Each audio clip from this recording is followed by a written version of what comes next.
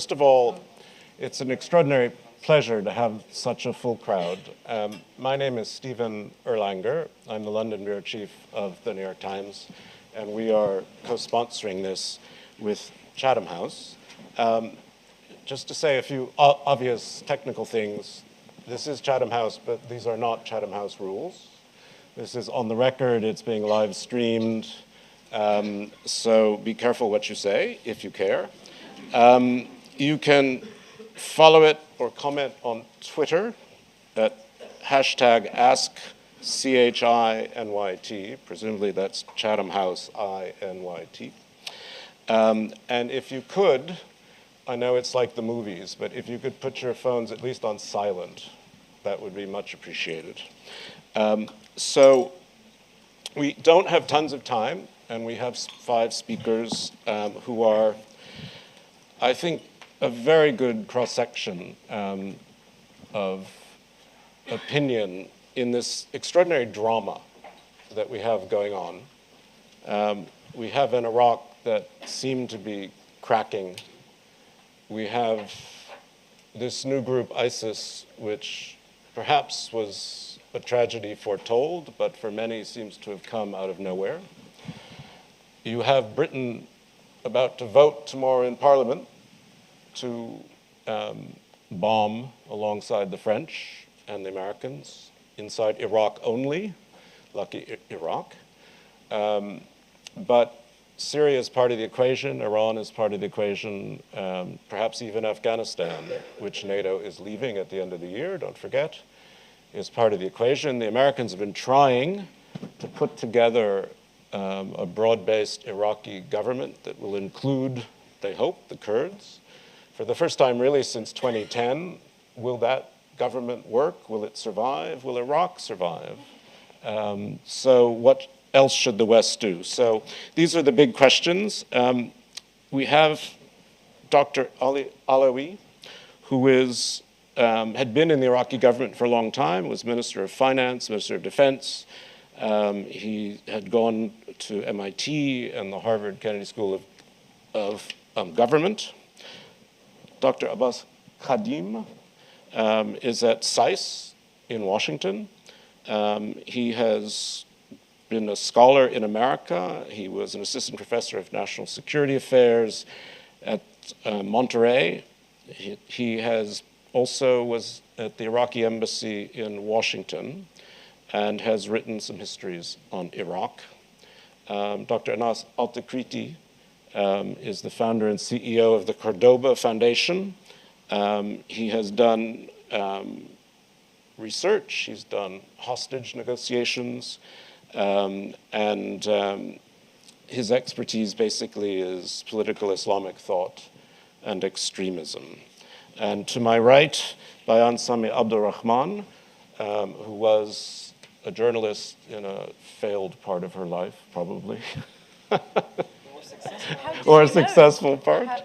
And Bayan lives in London. She is the regional government high representative to the United Kingdom from the Kurdish government and represents them here.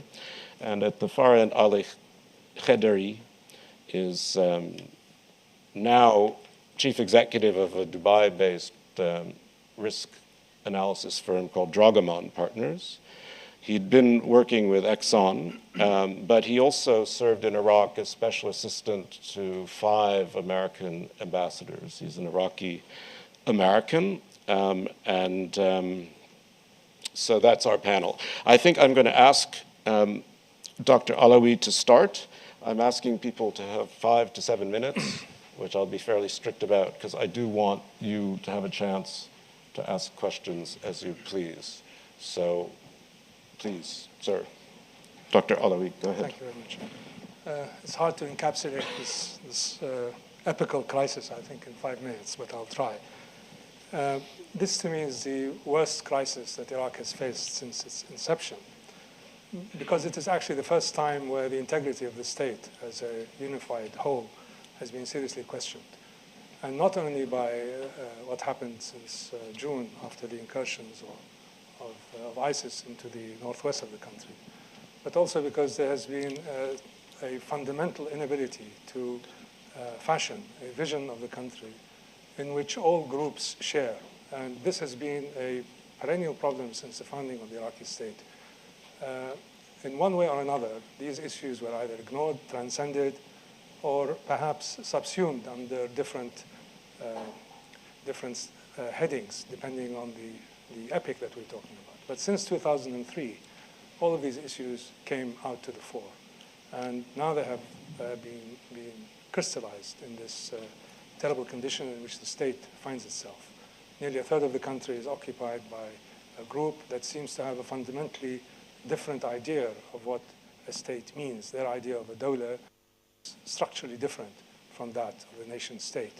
So we have one issue that's now coming up to the fore, which is in some ways a global issue. That is whether the nation state can exist in its form that has emerged out of the Treaty of Westphalia, or at least in the Middle East, since the end of World War I. We have another issue which is looming and still unresolved. You can trace that issue perhaps back to the end of the Ottoman Empire, which is the drive, as it were, of the Kurdish people for a state that reflects their national and ethnic aspirations and cultural aspirations. Whether this could be fulfilled in the context of a unified Iraqi state is now seriously being questioned. The third aspect of the crisis is perhaps the most deep, I would say, in the sense that the largest component of Iraq is in fact the Arab population, but the Arab population of Iraq is divided. The divisions in the past may have been defined in sectarian terms. That is, a certain vision of the state or a certain vision of the state and society articulated by one or the other of the major sectarian groups in Iraq. Now it has taken on a different shape. There's now a structural rejection of the other that goes way beyond sectarianism. And here I'm talking about a fundamental shift in the nature in which the sectarian conflict has been set in Iraq. Before, it may have been an issue of power and privilege and patronage. Now it has become an issue of demonizing the other. And this has stretched into other countries of the Middle East. It's become a fundamental aspect of the crisis in Syria. It's a fundamental aspect of the crisis in Lebanon, also further afield in Yemen and Bahrain. So all of these now are being played out against a background of intense violence and of very, very serious socioeconomic and environmental degradation of the conditions in the Middle East. And here I'm talking about the non-Gulf countries. Looking at the Middle East from the prism of the Gulf, you get an entirely different idea and perspective of what it is. In the Middle East itself, that is the heartlands, Iraq, Syria, Lebanon, Jordan to some extent, and Egypt. You have a very, very serious socioeconomic and environmental crisis that is now looming and also is beginning to affect the political climate, which goes beyond, as I said, just sectarianism, ethno-sectarian divisions, and the drive for nation states on the part of the Kurds, and the drive for a fundamentally different political structure that is encapsulated by the ISIS incursion. How are we going to come out of this crisis? I don't think it is not possible the way it's being framed right now. It's not possible through increasing US and other countries' involvement in the war by bombing selective targets, because there is a contradiction built into these policies. And these contradictions it's a highly nuanced and a highly delicate path that they have chosen, supporting one group in one country ostensibly because they are friends, while in another country they seem to be enemies. Allying yourself with one faction, hoping that other factions that are close to it are somehow quarantined and pushed aside.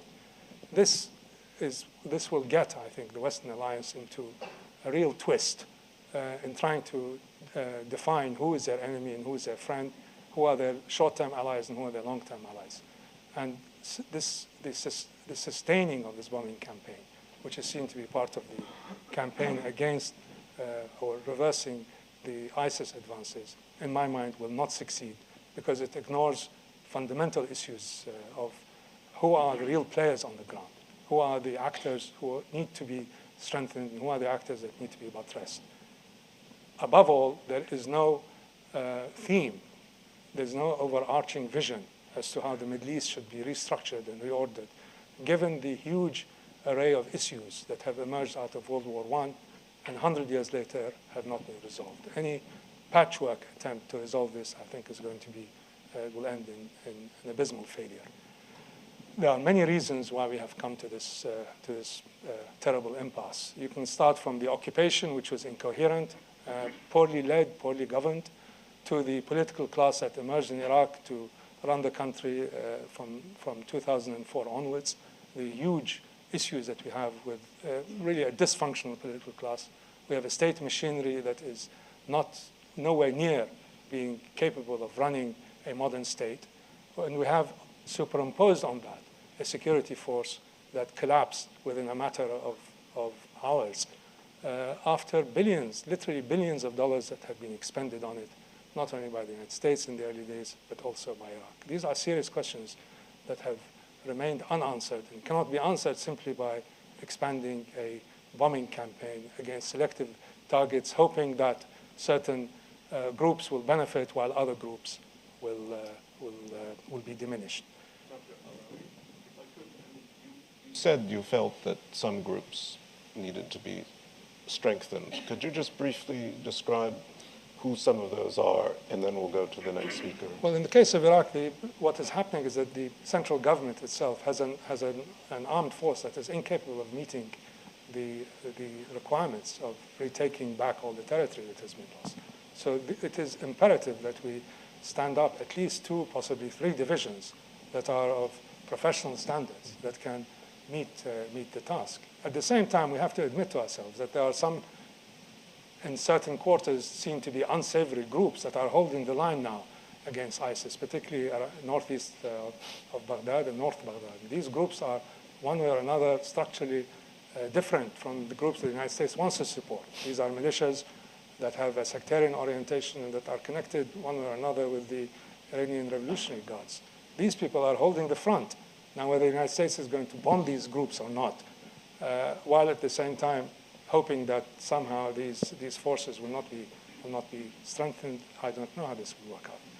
And in the case of Syria also, which is an extension of the Iraqi campaign, how can you differentiate in such fine terms between ISIS, Jabhat al-Nusra, Ansar al-Sham, and all the other myriad jihadi groups that draw their inspiration one way or another from a version of Islam that seems to be vindicating or accepting this kind of violence? Now, we might claim that ISIS is the most extreme of the extremes, but they're all part of one particular way of looking at the world.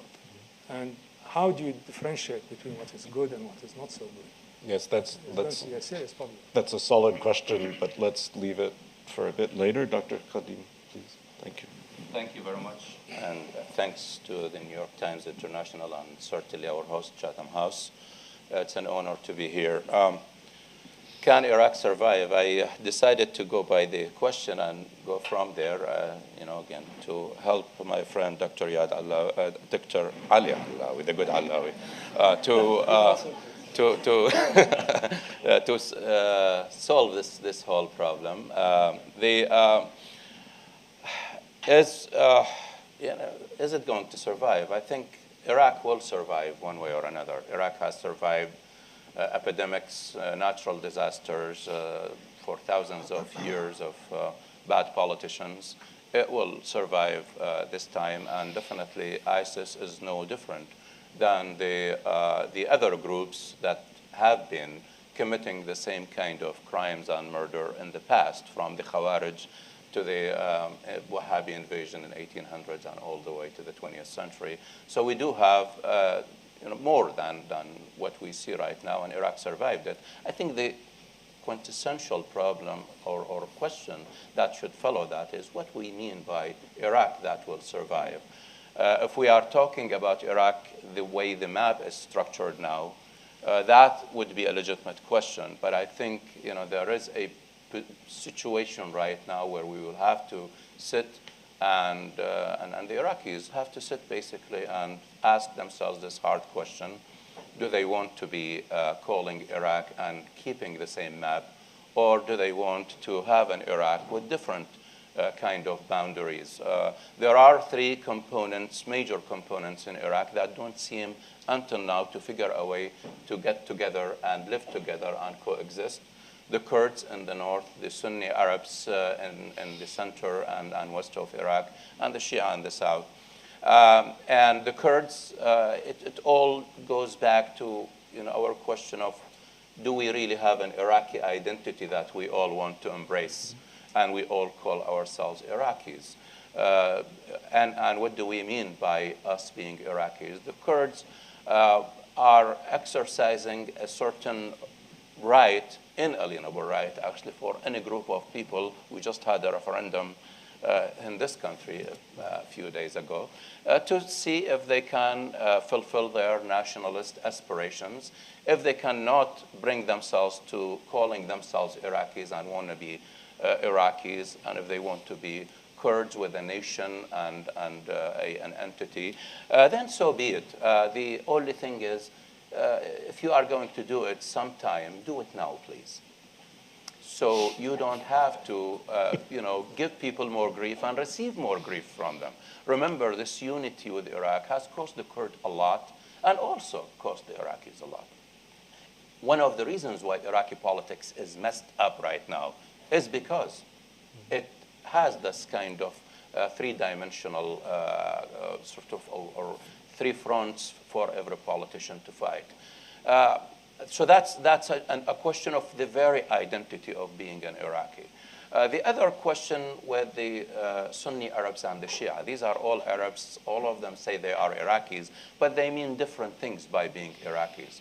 The Sunni says, I'm an Iraqi, and believes that he is the only legitimate Iraqi. Not every Sunni. I've seen many, I've talked to many, I went to school in Mosul, but that seems to be the growing attitude for a long time. The Shia, although being an Arab, he is not really acknowledged as full-fledged, legitimate Iraqi or Arab even, not for the Sunnis in Iraq, not for the Arab Sunni world, which is also the extension of the Iraqi Sunnis. And until they would go and believe that these are also Iraqis, and they acknowledge that they exist, that their numbers are what they are, that they are part of this makeup of the country, that will be a problem.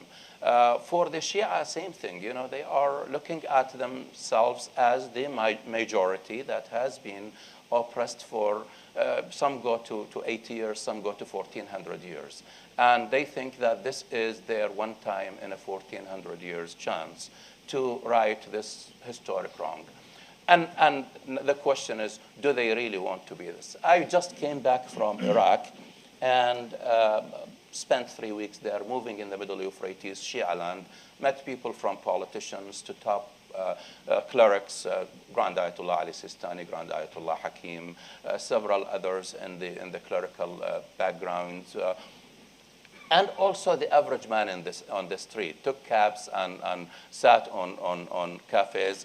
And what you see here, for the first time in my life, I grew up in the same area that I visited. I visited 3 provinces that I frequented a lot in my life. The first time in my life, I see a very weak commitment to a unified Iraq in that place. This is a very disturbing thing for anyone who would like to ask a question and answer it with yes. Will Iraq be Iraq as we knew it? Why is that? Because people gave up, and there are lots of problems, a lot of killing, a lot of sectarianism, a lot of distress and massacres. Remember, the Shia wakes up every morning in Najaf and Karbala, and all they see are the people who are simply driven out of their homes, and now they are living in the schools and in the mosques of Najaf and Karbala, and half of the family has been abducted or kidnapped, and the other were killed, and then with 2, 3, 4 survivors there. That's big. So it's a big problem from the Shia side, and that is a legitimate and deep grievance. The Sunnis, Sunni Arabs, have also been caught between the violence that is there, the bombardment that goes on their areas, their corrupt and opportunist politicians who are being elected. Let's remember that 100% of local governance in Salahuddin, Mosul, and Anbar is done by elected Sunni politicians. So there is a lot of this. I can only echo what Dr. Ali Allawi just said.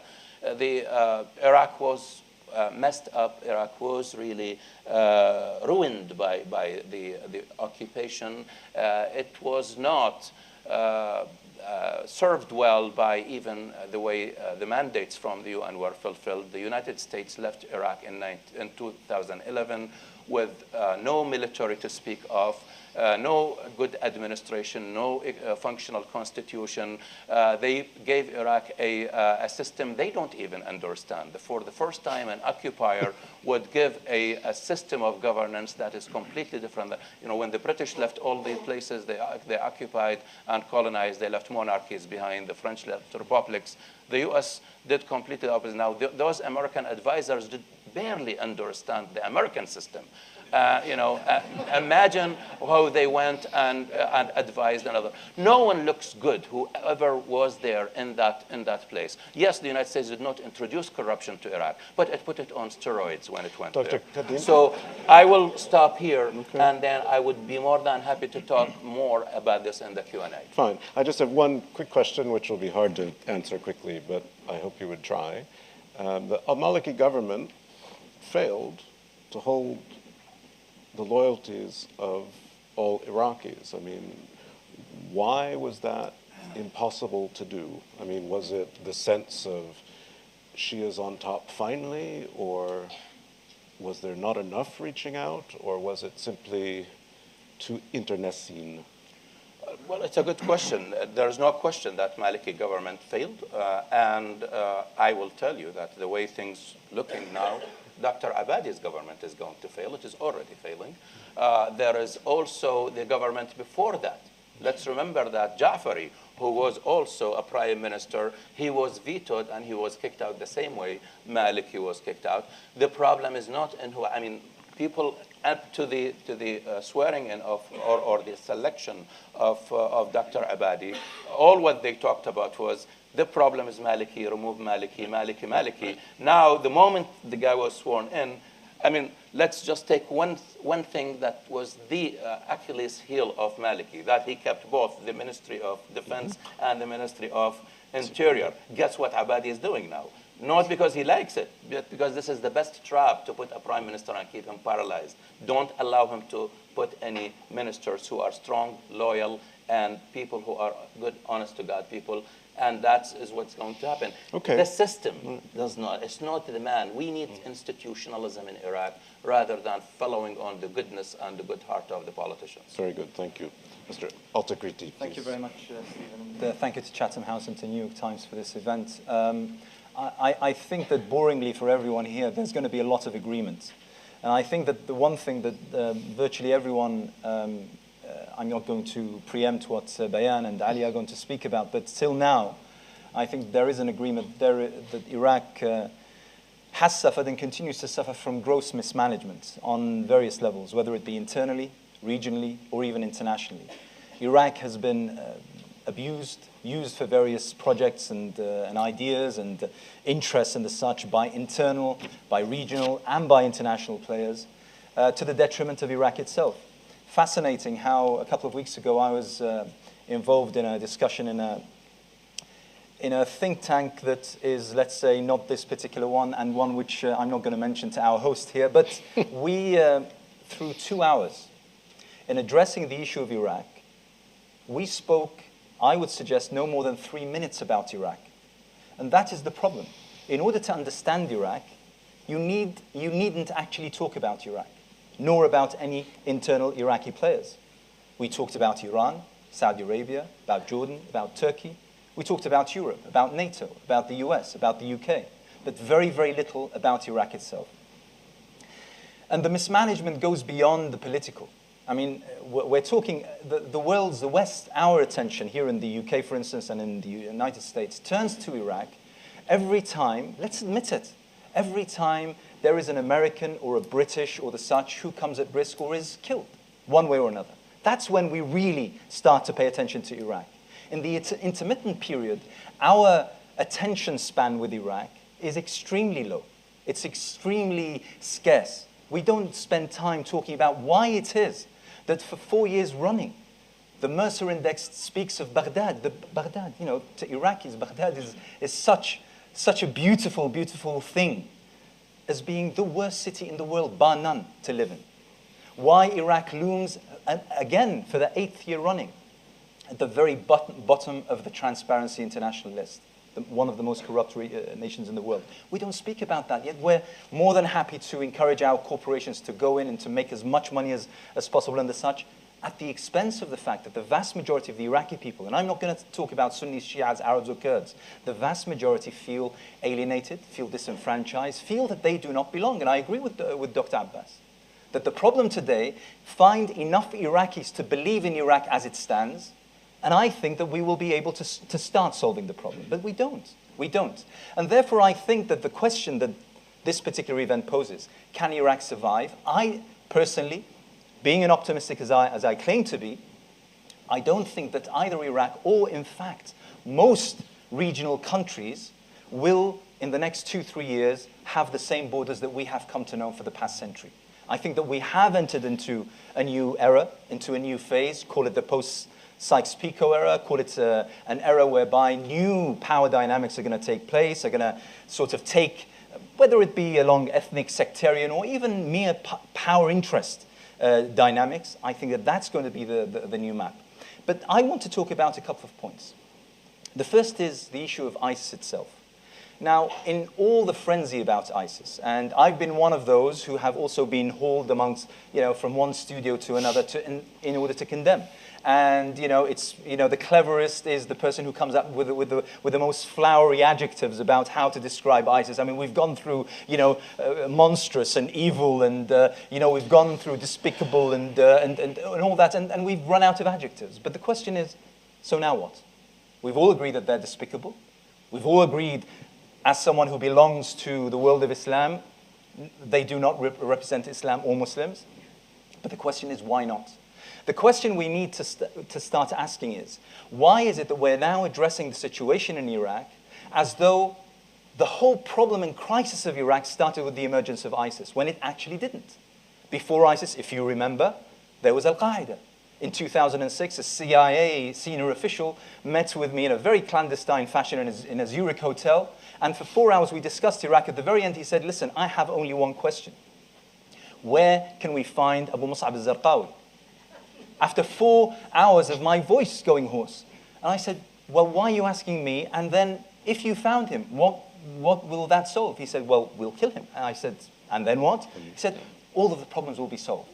Now that naivety, and as I said, the mismanagement of the case of Iraq runs up until today. Because, once again, we have politicians, a different government in London, a different government in Washington, yet rehashing the same old tactic for which I came 12 years ago in 2002 to outline why it's a bad idea to go through this particular strategy in freeing Iraq from the clutches of the Ba'athists and Saddam Hussein. Once again, when you obliterate the physical presence of ISIS, and by the way, we were told up until 2 weeks ago they're a ragtag gang of 12 to 15,000 criminals, most of them really not highly trained. How is it that the entire world, 50 countries no less, signing up to a coalition to fight this ragtag element? I mean, it's laughable. It's beyond laughable even.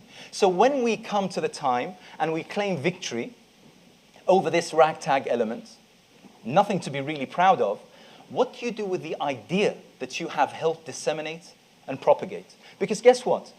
We have studied this since the days of Al-Qaeda in Iraq and before that in Afghanistan. These people, how do you fight someone whose ultimate aim is to die?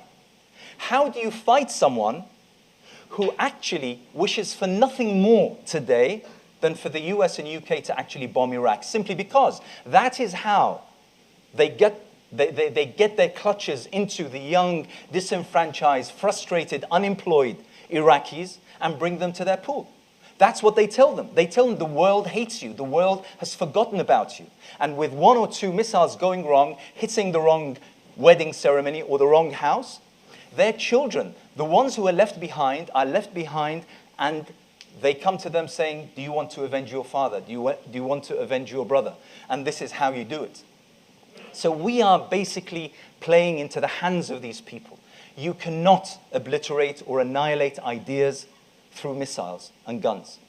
Ideas need ideas. And I come here to another element that I want to end with, and that is the regional powers. Because unfortunately, whether we're talking about Turkey, Iran, Saudi Arabia, Gulf countries, we're talking about countries who used Iraq to play out their own proxy wars, to play out their conflicts for the past 12 years.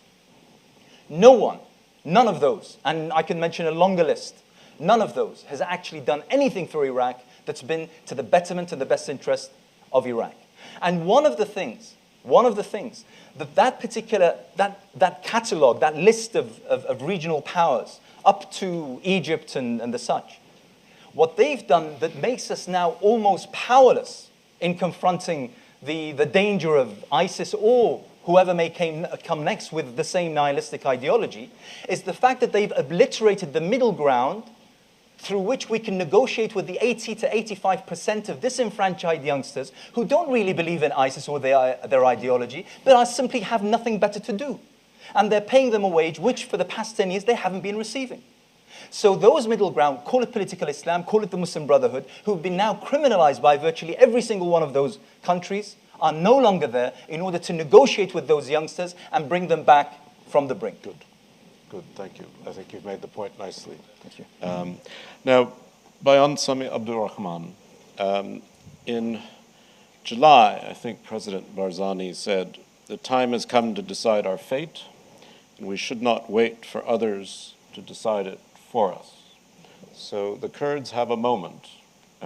Maybe it's right to seize it, maybe it's not. The Americans would prefer that you don't. What do you think? Please. Well, as I'm sure everybody here knows, and especially this very distinguished panel, every Kurd in their heart wants independence. Nobody asked whether we wanted to be divided among 4 countries.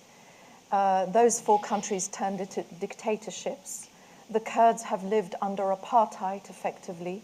We've suffered genocide repeatedly. We've suffered chemical bombardment, scorched earth policies, Arabization policies. In all of those countries, we have suffered enormously. So is it any wonder that we want to run our own affairs? However bad we may be at running our own affairs, we will hopefully do better than this. The question you pose is whether now is the moment. Well, it's a very good question, and it goes back to the theme of this evening. Will Iraq survive, or can Iraq survive? Certainly Iraq won't be the Iraq of pre-Mosul, pre-June. If Iraq is to stay within one border, in my view, it needs to be effectively 3 sovereign states within one geographic border. That's the only way we can live together in Iraq. The very distinguished speakers have already explained the reasons for that, how we got to where we are, the fact that even in non-Kurdish parts of Iraq, the commitment to a unified Iraq is weakening. The only way we can live together is effectively to be neighbors with very high fences and a panic alarm, probably. I think that's really the only way. For us to go back to having a centralized form of government is just going to fail. I think one of the big problems we have everywhere in the Middle East, there isn't a concept of win-win. If I'm negotiating with you, I have to win and you have to lose and be defeated and killed and buried alive and killed. That's how, I should have said it that way around. That's how we think in the Middle East. That's one of our the fundamental problems with our character in the Middle East, is we don't believe in win-win. As with regards to the West and the reaction now to ISIS, the recall of Parliament here in London to vote tomorrow on whether to conduct airstrikes against ISIS in Iraq. Well, I hope Parliament will vote the right way. it's quite puzzling why Britain has been holding back. It's a key permanent member of the UN Security Council. It's in NATO. It's a leading member of the EU. It's a global player. Whether the British appreciate that or not, it is a global player with influence. Why is Britain hesitating to use its influence? And how can you think about striking ISIS in Iraq but not Syria? As colleagues here have already said, you can't choose one ally in one country, but the same ally in another country is not your friend. You can't do it like that. ISIS don't recognize these borders, neither should we. Anyway, that's for the debate tomorrow. I want to just use this opportunity just to tell you a little bit about the situation in Kurdistan, which is relevant to the overall theme of whether Iraq can survive. We have 1.4 million Syrian refugees and Iraqi internally displaced people in Kurdistan region. Kurdistan's population is around 5 million. That puts us on a par with Scotland. Imagine Scotland receiving 1.4 million refugees. Even with all the help that Britain would provide, Scotland being an advanced economy, it wouldn't be able to cope. This is what we're dealing with in Kurdistan today. We have people who are traumatized. They have nothing, and I mean nothing. Some of them didn't even have shoes when they arrived in Kurdistan. Why has Prime Minister Abadi not been to see them? Is he not the Prime Minister of those same refugees, those IDPs? Is he not the Prime Minister also of Kurdistan?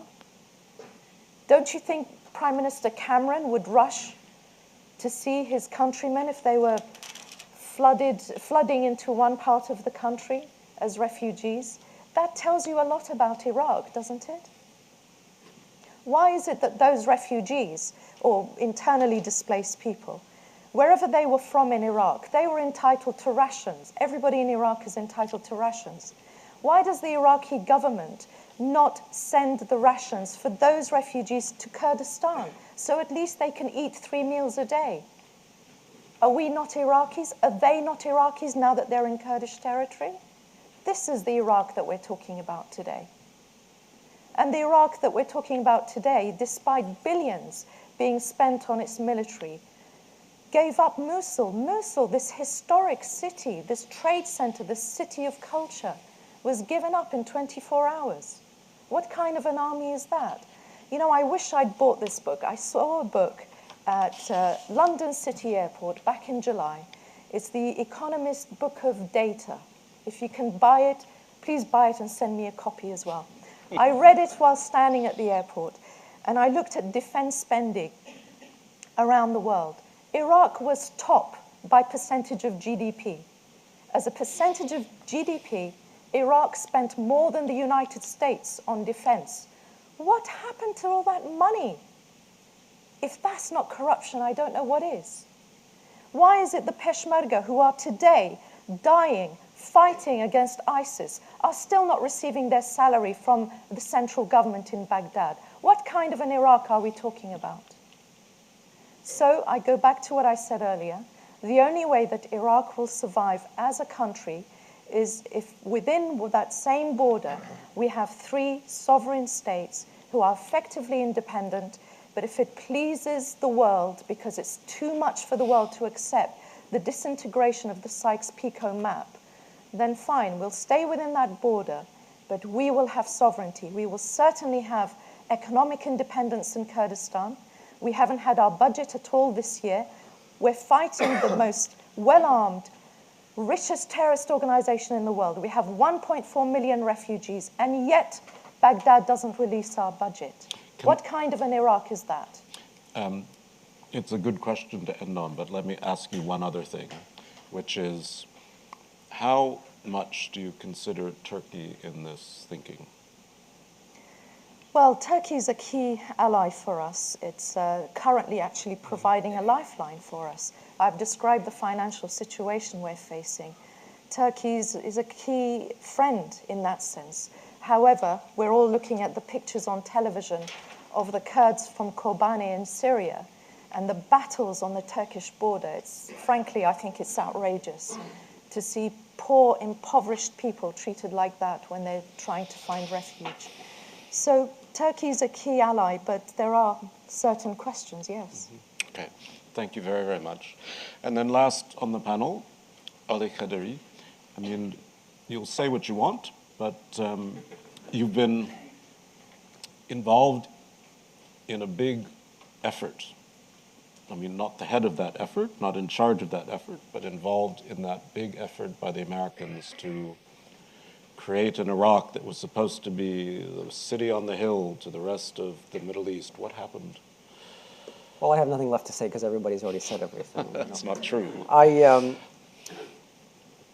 Actually, as I was preparing for this event, I was reminded of a plane ride Dr. Allawi and I took a few years ago. We were on a U.S. Air Force jet that is normally Air Force 2, and we were sitting next to each other, and we were debating the situation in the country. And that was in, I believe it was 2006. It was Prime Minister Jafari's visit to the White House. What is remarkable to me, looking back almost a decade later now, is that the situation, frankly, has deteriorated dramatically since those dark days when Iraq was plummeting into civil war.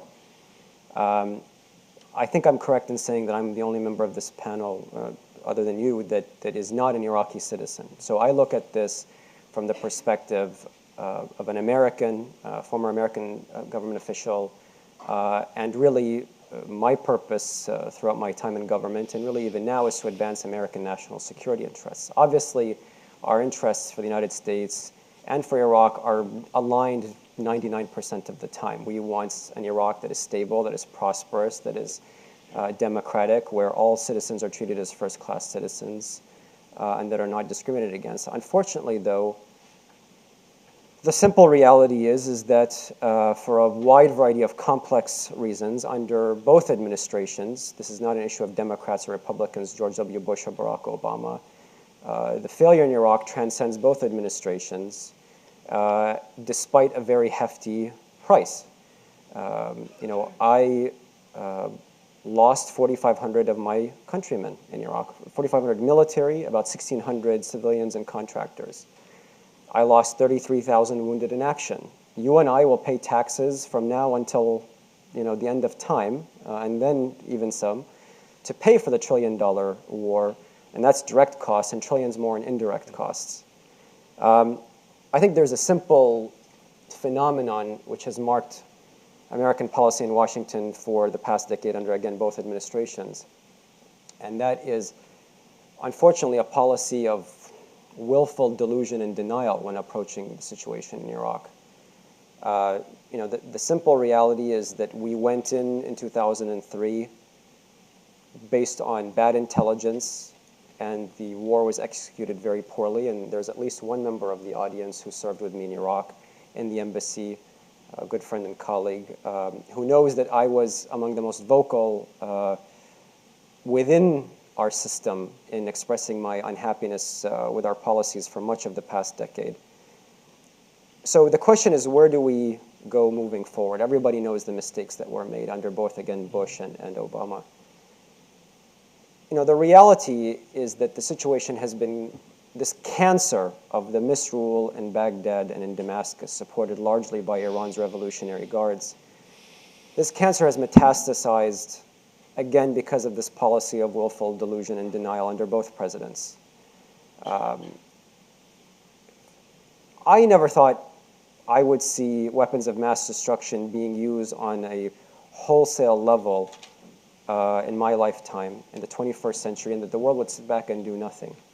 So in Syria, what you've seen over the past 3 years is the Assad government, again supported by Moscow, Tehran, Baghdad, and Lebanese Hezbollah, has used chemical munitions dozens of times. To this day continues using chlorine bombs and barrel bombs, has executed basically a genocide campaign where 200,000 have been killed according to the United Nations, 800,000 more have been wounded, millions more have been displaced, as Bayan touched on, not only in Iraqi Kurdistan. The second largest city in Jordan is a Syrian refugee camp. There's massive contagion issues with Lebanon and now even potentially Turkey and Jordan. So the failure of the international community to act on crises like Syria, the Obama administration's, frankly, I don't even know how to characterize it. The fact that they turned a blind eye to the misrule of Nouri al-Maliki in his second term, when there was no defense minister, when there was no interior minister, when there was no intelligence minister. And as of only a few months ago, the administration was urging Congress to expedite sales of F-16s, Apache attack helicopters, the largest Hellfire cell missile in American history, M1A1 tanks, artillery units, 155 millimeter howitzers, to a government that is clearly helping perpetuate or perpetrate the genocide in Syria, that is clearly aligned with Iran's Revolutionary Guards, is really a very difficult and vexing issue. As Dr. Allawi touched on, and I think this was, I absolutely agree with everything he said, the reality is that there is an inherent contradiction and cognitive dissonance in U.S. foreign policy in regards to both Iraq and the Middle East. So, you know, how do you want to sell F-16s to a government whose transportation minister, as of only a few weeks ago, is a militia commander who's basically, and that militia, the Badr Corps in Hadi al-Amri, is a wholly owned subsidiary of the Quds Force. How do you, after only in January declaring, as the President of the United States did, that ISIS is the junior varsity team, now say it's the worst entity basically in the history of humanity? The Secretary of Defense is saying that, Director of the CIA is saying it, the Attorney General is saying it, and the rest of the cabinet. I was on CNN a few weeks ago when the Deputy National Security Advisor of the United States, Tony Blinken, friend and colleague, said that ISIS does not represent a threat to American interests or to the American homeland. Now, the President of the United States is selling air attacks in Syria and Iraq based on the fact that they're essentially an existential threat. So I think moving forward, the thing that I would urge President Obama or Prime Minister Cameron or other leaders, if I had access to them, is to say, simply, please, get real. You know, no more ideologically driven decisions, no more decisions based on domestic polling numbers. Let us identify our real allies in the region. Let us identify, as Dr. Allawi, I think, said, our real foes in the region. And let's develop a comprehensive strategy, because this piecemeal, let's bomb today and figure out what the political strategy is tomorrow, that's exactly what we saw out of Washington and London in 2003. Am I the only one that's seeing eerie parallels? No. That we're bombing and we don't have an answer for the political crises? Okay, good, thank you. I mean, I've covered enough run-ups to wars and enough wars themselves to see the pattern. I mean, it's not very long ago that Milosevic was the Hitler of the Balkans, but wasn't worth a single American boot on the ground. So here we are again in a different way. You've all been incredibly patient. I think the panel's been great. Shukran aktir to everybody. Now it's your turn. What I would ask you to do, we have, I don't know, 20, 25 minutes, is please ask a question, tell us who you are, ask a question. As a reward, there's a reception upstairs afterwards to which you're all invited. But I will try to be fair. I'll take two, probably three questions at a time. This gentleman has been very persistent with his hand up right in the middle, which makes it hard with the microphone. Thank you. Good. Thank you. But again, try to be tight. Loel Khatib, visiting fellow, Brookings Doha Center. My question is, can Iraq survive if the province of Basra call for a referendum, not to declare a separate state, but to ask for equal authority and power to those of the region of Kurdistan? Just to remind quickly the audience, the province of Basra produces over 90% of Iraq's oil. It will continue to that production plateau beyond the increase of over the next few years. And this province received $1 billion budget, houses 3 million people, and received around 10% of last year's Kurdistan's budget. Thank you very much. Okay, thanks. Gentleman in the front here, and then the lady behind. Thanks. Again, please identify yourself. Thanks. My name is Kamran Karadagi. I'm a journalist.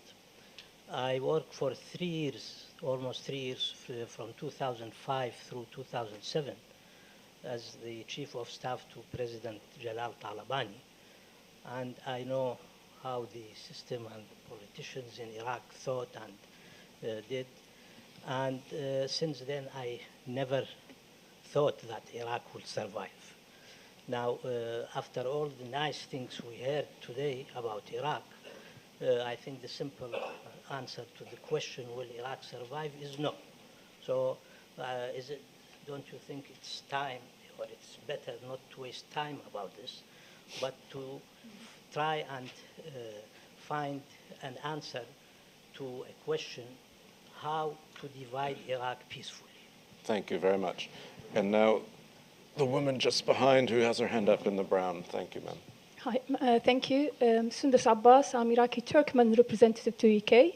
It's just the guest, they highlighted that the best way is to divide Iraq to Sunni, Shia, Arab. So what about Turkmen, the third largest ethnicity in Iraq?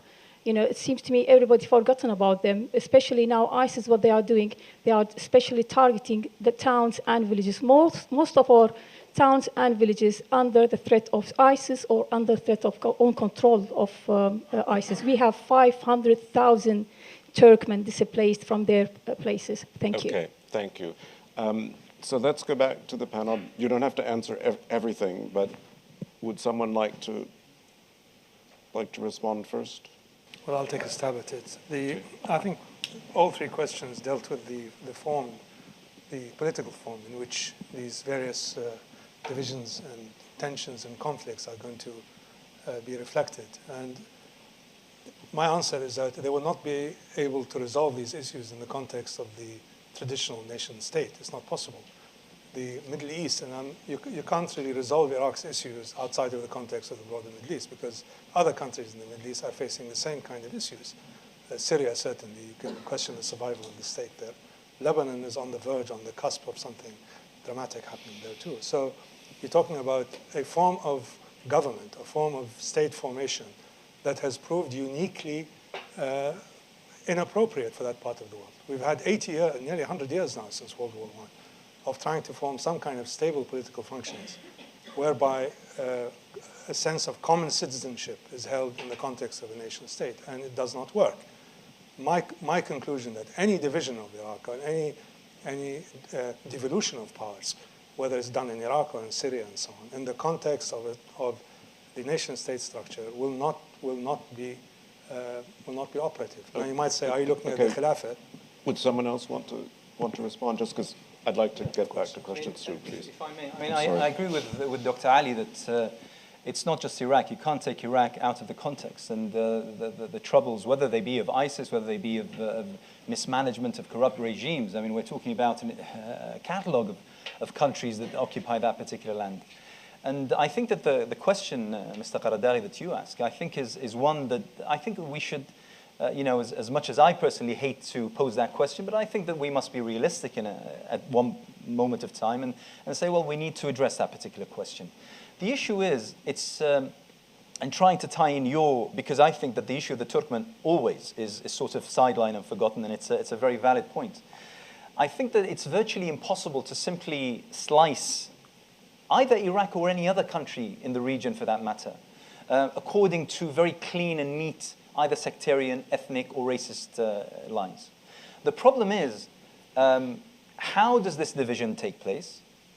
And what do you do with those who don't belong? For instance, what do you do with the Arabs who were born in Kurdistan? What do you do with the Shi'is who were, part of Nainawa or part of Diyala or Al-Anbar? Or what do you do with the mixed, the hundreds of thousands of mixed marriages? I mean, in my family alone, and I'm an Arab Sunni, in my family alone, we have at least 3 or 4 of my aunts and uncles, Sunnis married to Shi'is. So what do you do with them? What do you do with their children? Where do they stand? On which side of the border should they be? Or if they happen to be on the wrong side of the border, do they become second-class citizens, seen as migrants and refugees? I mean, so it's a problem that we need. And plus, and this is where I'm going to end, it's the question is not about whether we can divide. I think we can.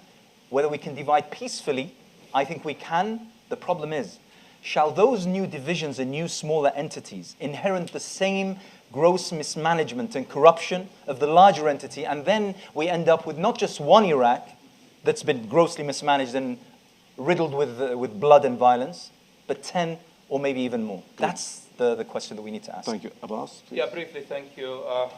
I think I can say a word about each one. With the Turkmen, not only the Turkmen, what about the Christians? What about the others, the Yazidis and others?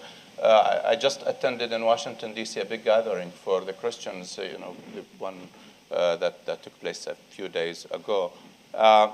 And it's heartbreaking to hear what is going on there. And I went to college, as I said, in Mosul. And Mosul is, you can't imagine Mosul without the Christians of Mosul. We are the generation that bears this, kind of mark on us that we are the only generation in 2,000 years where Mosul was out of Christians. As far as the Shia in the north, I think the ISIS group took care of that, Dr. Anas. They solved that problem? Yeah, they solved it. They killed all of the Shia they could put their hands on, and the others are in a sense, Karbala. just like the militias did in the south. So it's a problem. It's a problem we need to address. There are differences, and I don't think that there were massacres for the Sunnis, and thank God. But the last thing I want to say for Dr. Staff Qaragdaghi is this question here. It's a very good question. It's not just time that we are wasting. It's blood. It's a lot of other grievances, hopes, and aspirations. So I'm not saying let's break Iraq, but I'm saying let's have a vote now. Well said. Well, I did offer a solution. I said 3 sovereign states within one border is a possibility, but of course a completely independent Kurdistan would be much better. In answer to Louay's point about Basra, thank you. That's such a fantastic insight into the situation for the people of Basra. Their right to form a region with others is enshrined in the constitution. The problem is the constitution in Iraq has been ridden roughshod over. If you read the constitution, it's a fantastic document, but nobody abides by it. And Ali, did you want to say something? Sure, yeah. I completely agree with my friend Kamran.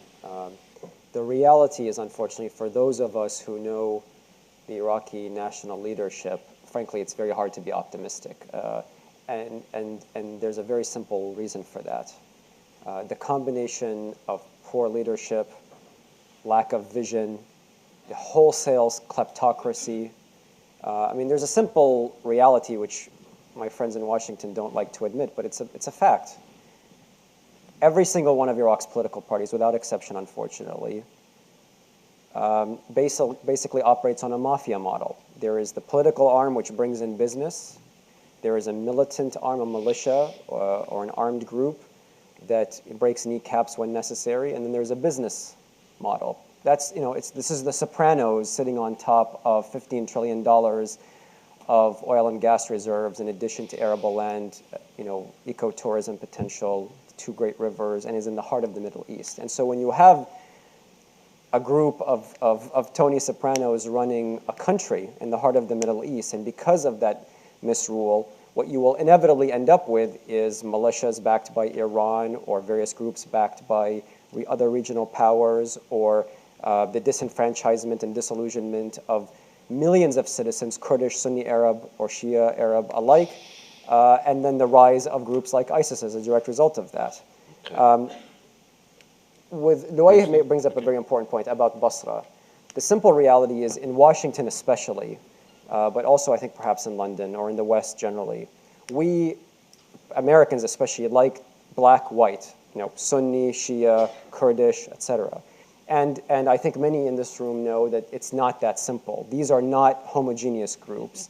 And there is a lot of resentment and disenfranchisement and disillusionment, for example, within the Shia community within Iraq. Many people across southern Iraq are extremely unhappy with their government in Baghdad, precisely for the same reason that many Sunni Arabs are, and precisely for the reason that many Kurds are. The government in Baghdad has failed to execute on the very basic social contract, which is provide security, provide services, provide a means of citizens earning a living. I think at this point no one would disagree with you. Let's try to get another round. Let's start in the back, please. There's a guy. Yeah, you. Sorry. Please. Wait for the microphone, please, so we can all hear you. Hello. Thanks. My name's Aziz Rashid. I don't know how to describe myself apart from a well-connected Kurd. I'd like to know, I mean, firstly, I can't believe I'm going to do this, but as a Kurd, I think I'm going to be on the side of Baghdad a little bit, because I think all the groups, all their failings are self-conflicted. Whether it's Kurdistan, whether it's Shias, whether it's Sunnis, because everyone sees Baghdad as having one foot in, one foot out. The number one disappointment I have is with our own president. I mean, he sold a dream of independence when push came to shove. It was all seen through. We're not ready for independence. He promised that to our people. There's nothing really stopping us. In our history, we've had, it's probably been the best time to declare independence. We had public support, probably in Iraq and outside. A question or try so to? My question is it really Baghdad's fault, or is it the different groupings' fault? Because if it's a different groupings' fault, there is no hope for Iraq. Okay, thank you. Else in the back, this gentleman right next to you, thanks. I would like to ask Dr. Could you identify yourself, please? Mihyar from SOAS, School of Oriental and African Studies. I'd like to ask Dr. Abbas, will the people of Iraq, and particularly the Arabs, whether they're Sunni or Shia, these are primordial terms we use, unfortunately, will they ever relinquish rights and claims to Kirkuk? Okay, and let's go over the gentleman, and actually, madam, you please, thanks. I'd like to know. Please I identify beg your pardon. yourself, I'm sorry. Elizabeth Palmer. I'm a reporter for CBS News. I'd like to know what you think the United States' role is in the next chapter of Iraq, and also whether you think that the bombings at the moment against ISIS are justified as a tactical move in order to, if anything, maybe just buy some breathing room. And then the man behind you with the eyeglasses. I think given the time, what I'm going to do is take a bunch of questions and then go back to the panel and at the end. Okay? Well, so please, sir. I just think please identify yourself. Yusuf Al-Khoui from Al-Khoui Foundation. I think there is a lot of misinformation about it, and I think we are not really dealing with the crux of the problem. The crux of the problem is there is an ideology which believes in beheading people, which believes in destroying places of worship, which believes in destroying anybody which is against them. And unfortunately, this ideology has been supplied with information, with publicity, with money, with oil, through Gulf states who are very Western friendly. And it is ironic that these same countries want to fight ISIS, because as Dr. Abbas said, they come from the same ideology. I think unless the West deals with this menace, which is coming from friends such as Qatar and Saudi Arabia, we are just beating around the bush. You can blame Maliki as much as you like. As a matter of fact, the misinformation is there are currently less Sunni ministers in Abadi's government than they were in Maliki. Yet the rest of the world thinks that this is a more inclusive government. There is hardly a minister. I think the point's clear. Thanks very, very much. If we could come down here, this gentleman's been very, very patient. Thanks. And then the man next to you. Samuel Gürsen, member of Chatham House. In 2003, we invaded Iraq to bring them democracy and get the weapon of mass destruction out of the country, which never existed. Now, some time later, like now, the parliament is going to get a vote of confidence to attack Iraq again, this time for ISIS. In 2003, when Americans destroyed the country, literally took it to the Stone Age, killing hundreds of thousands of people by different weapons, and when they left it to the Al-Qaeda, which is a creation which we all know. After that, Al-Qaeda went underground, came out with different identity. Now we're giving the excuse to the ISIS, who are the creation of some countries which we all know as well. There is no need to name them. Now we're given another excuse to go back to Iran to destroy it further from 2003. Is that justified under human rights? Okay, fine. You've asked the question. The gentleman next to you. Thank you. My name is Nisar Ali Shah. I'm a journalist by profession. Strange alliances are happening in the Middle East now. David Cameron in New York was begging Rouhani, the president of Iran, to side with him. Obama is fishing in the political corridor in Syria to be on the American side. Now, earlier we heard that Saudi Arabia, Qatar, Kuwait, and Bahrain was helping IS.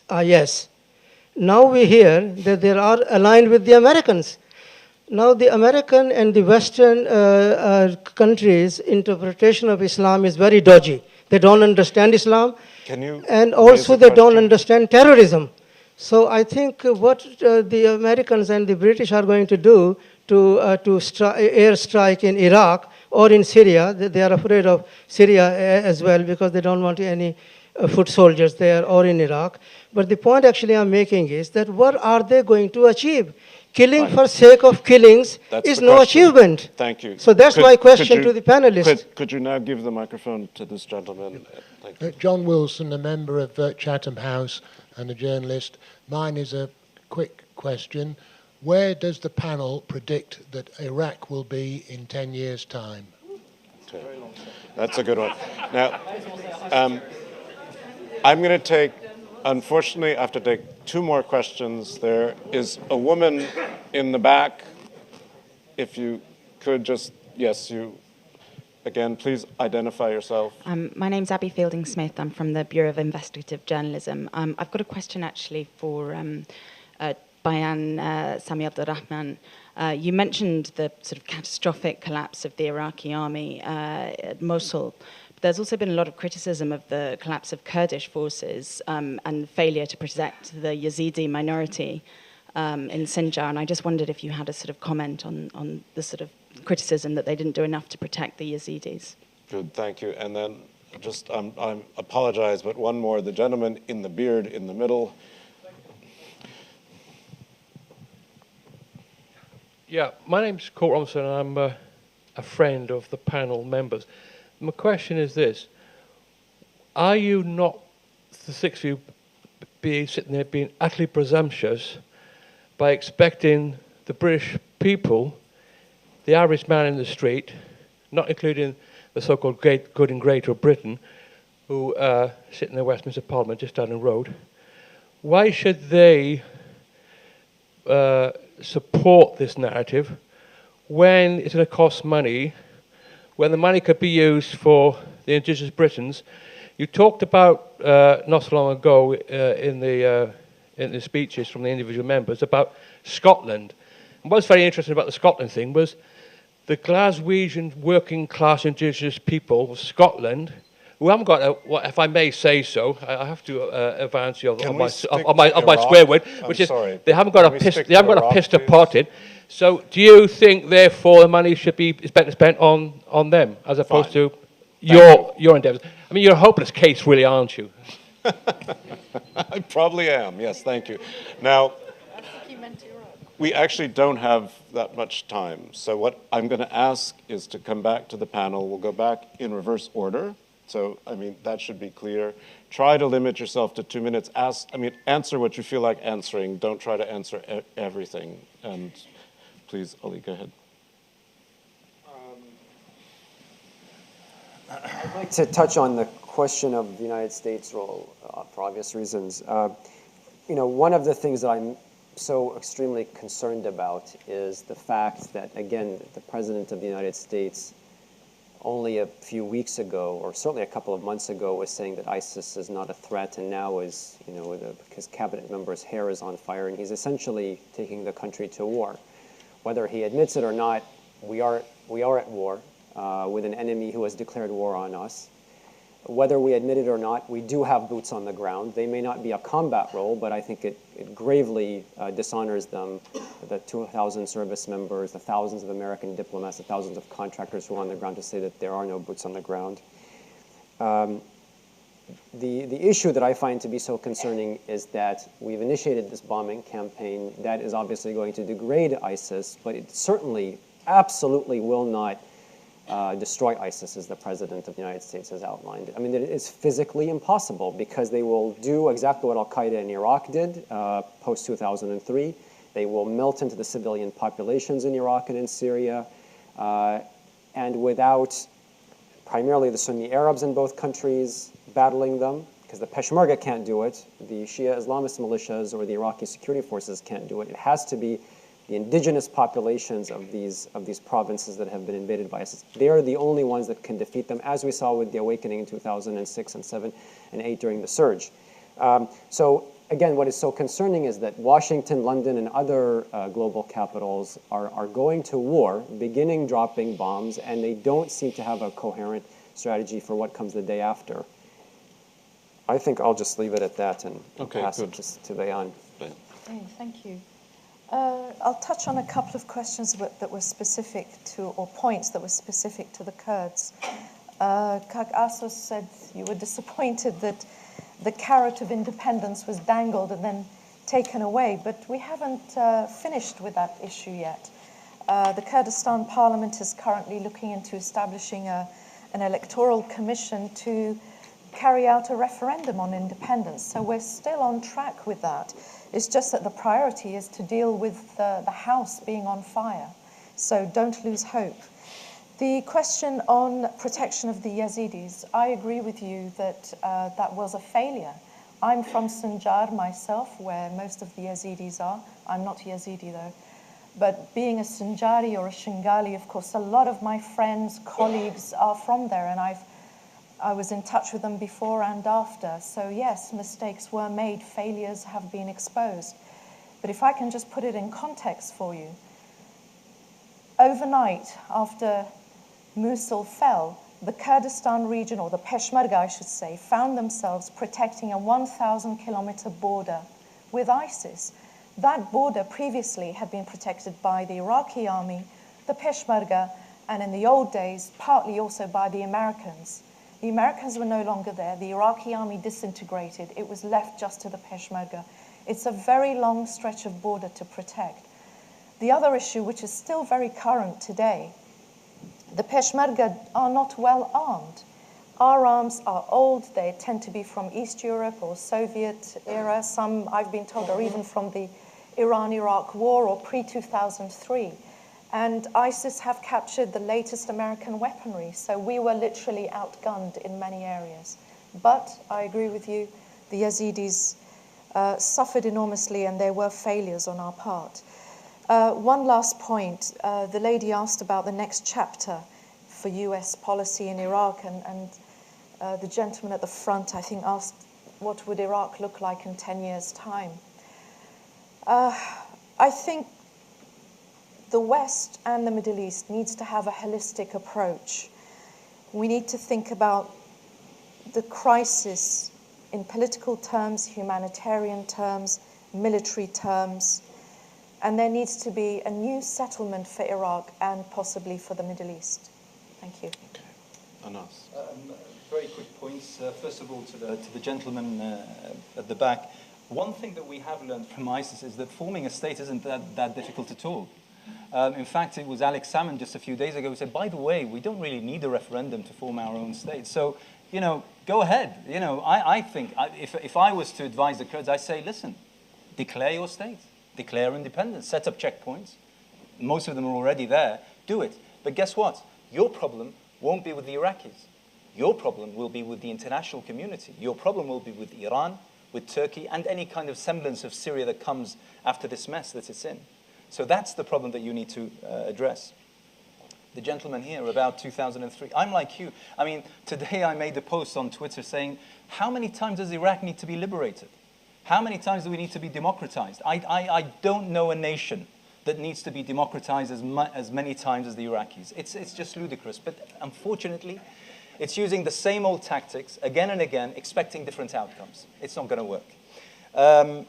10 years? 10 years is a huge amount of time.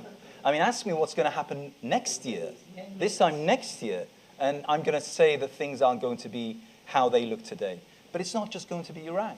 It's going to be the entire region. Pay attention to what's happening south of Saudi Arabia in Yemen and the transformation that's happening there. The Gulf states won't be the way they look right now. North Africa, we're looking at a region, if you like, in the making for a new phase. Whether that phase is going to be better or not, that's the question we need to deal with. Change isn't good for change itself, just to leave a bad situation, because often when we try to change a bad situation, we ended up with something far worse. How can we avoid doing that once again? Yes, very quickly, regarding Sheikh Yusuf, the like of ISIS do not represent anyone. I'm the most vocal critic of the Saudi regime and others. But ISIS are an anomaly. The fact is, we need to ask, how is it that these ideologies take grip of a land? What you need for these ideologies, such anomalies, such extraordinary, really strange phenomena, to take grip is a sufficiently disenfranchised, alienated environment. That's what they found in Iraq. That's where the responsibility of the central government lies. Thank you. Abbas. Thank you. Since a couple of questions were posed to me, then I will probably answer them. But since your question was very quick, what happens with Iraq in 10 years? My answer to that is I do everything in the political analysis through my hat as a historian, and I don't deal with the future. I only deal with the past, so I cannot tell you what happens. The question about Kirkuk, good question.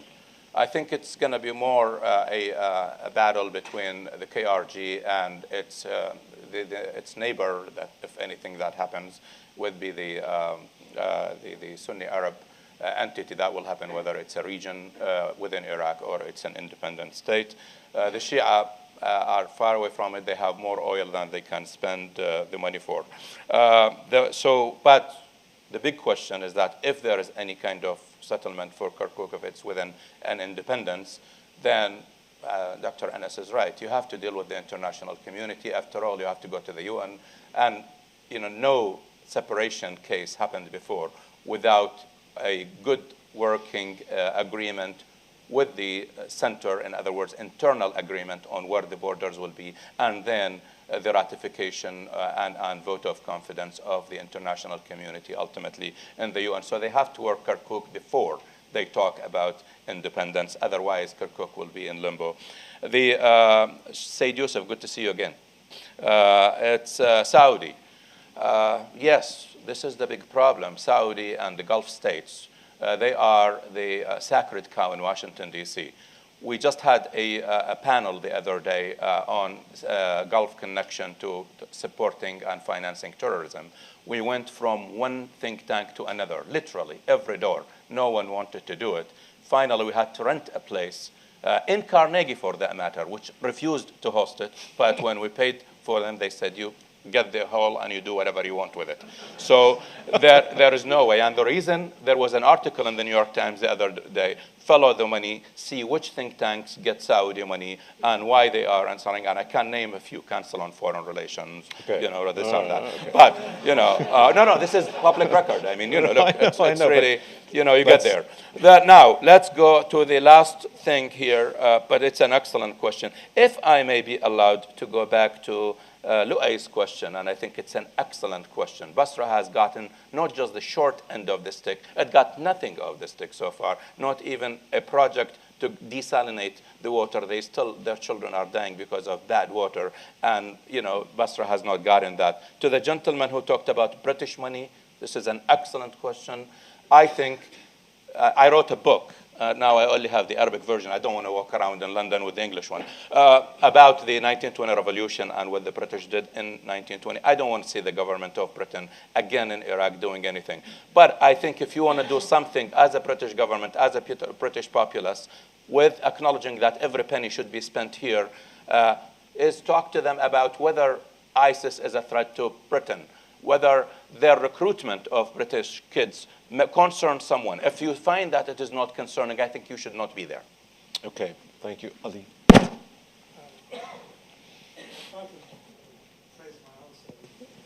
Generals, they always say, fight the last war. And we seem to be fighting also the last war here. Obviously, the main issues in the Middle East are couched in ethno-sectarian terms, and Said Yusuf is absolutely right. There was a piece in the New York Times 2 days ago which made it clear the links between the Wahhabi ideology and what ISIS is doing. They're in fact handing out textbooks issued by the Saudi Ministry of Education to school pupils in Raqqa and Mosul, which shows you the depth, the nefarious depth of this ideology and spread throughout unfortunately, the Sunni Arab world. One of the tendencies that has happened in the last few years is the extreme radicalization of Sunni thought towards Wahhabism, leaving out the huge, moderate, and historically traditional way of engaging with other sects and other communities, which marked historical Sunni Islam. This is really a major issue. The other issue, which I think is also looming up, which we haven't yet paid any attention to, is that there is a very serious socio-economic crisis in the Middle East. We have massive unemployment, there's huge inequalities, there's environmental degradation, and it's affecting the majority population of the Middle East, which are Sunni Arabs. There is this other element of the crisis, which is going to come up soon, and it's going to hit the people in the Gulf before it's going to hit anybody else, which is the huge the sense of oppression being felt by a very, very large number of Sunni Arabs throughout the area. It has been channeled in the past into a very virulent form of anti-Shiism, at least at the margin. Now it's going to take, it may take a class form, in which case people in these countries, the so-called Sunni leadership in the Middle East, had better wake up that this is going to be even more problematic, and it's going to lap, I'm afraid, at the shores of those countries that think of themselves as being somehow beyond the crises of the area, which are the Gulf countries. On that happy note, I do want to thank all of you. I do want to say, come upstairs, ask the panel the questions you were not able to ask tonight, but please join me in thanking them with a round of applause. Thank you very much.